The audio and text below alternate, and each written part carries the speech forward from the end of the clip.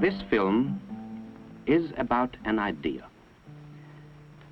we call the polymorphic concept of data processing system design, which is a complicated name for an idea, we admit.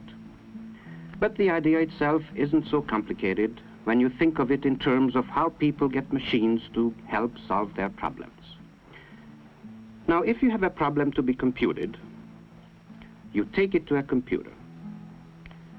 And as your problems get bigger, you need a bigger computer. As more and more guys like you have problems to solve, they take turns on the computer, which isn't so bad if the computer is fast enough, which it can be if it is big enough and expensive enough. But as the number of guys and the number of problems increase, the machine gets huge. Isn't that a waste? Because while one guy is using the computer to solve an easy problem, which may only be taking 1/1000th of the computer, everyone else has to wait. Unless you spend still more money and buy a still bigger computer. But worse, if one piece fails, the whole computer will probably quit, even though most of it is perfectly good, ready, and willing to work. What's wrong here? To start with, if you look inside, you see that it isn't just one solid hunk of computer, but a lot of individual parts and circuits which each have specialized functions. Now it would be nice if someone would divide the huge computer into little parts, unsolder the connections, so that everybody could get a chance to use the parts he needs for his particular problem. Next, you will want to organize things a little. Not in the usual way, where the brainy computer part not only supervises everything, but also insists on doing a large share of the detail work. What you want is more delegation, a more easygoing, cooperative relationship between all the parts so that they can associate freely and directly with one another and in various ways. Isn't this a lot of fun? Actually, of course, the electronic boxes don't move. You just make a nice, flexible, automatic switchboard connection like the telephone company does. That way, the computer boxes, the real brains of the system, don't have to waste their time and talents acting like telephone operators, trying to handle every single message personally.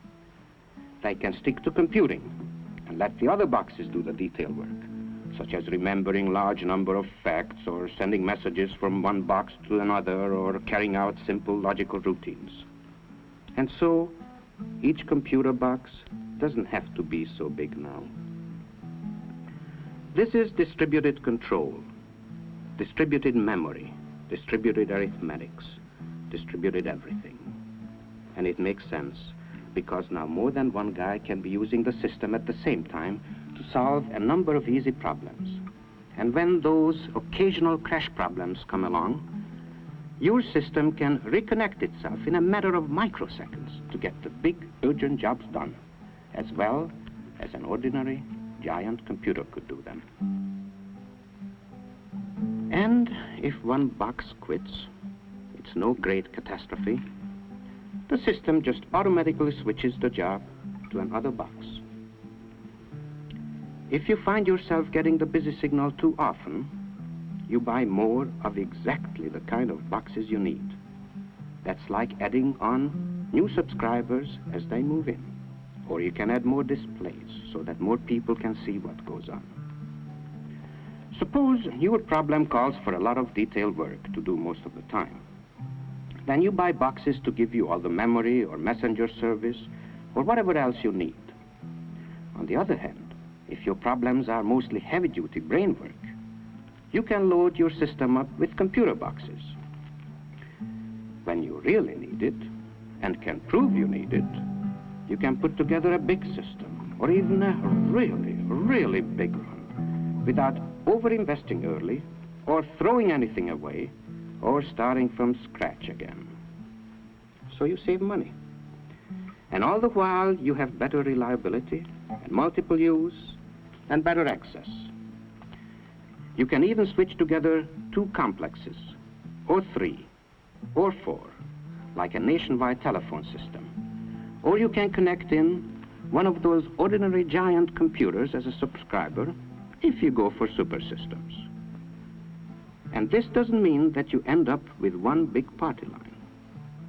You can keep some of the lines private by opening a few switches permanently, so that certain information won't be available to nosy subscribers. And so now you see that it wasn't just exactly a computer you wanted, but a group of guys with brains, and a group of boxes with electronic brains and consoles and displays, all connected together in varying ways and growing together so that the partnership can solve more problems per dollar than each group could solve by itself. And this is all there is to the data processing concept known as polymorphic, many-shaped, or multiple mode, or the matrix concept, or maybe just the common sense switchboard idea in data processing systems. Now it just so happens that Thomson Ramo-Wooldridge has been working on the polymorphic idea for several years. And, in case you hadn't already guessed, we have built the first actual polymorphic system. If you're interested, let us know.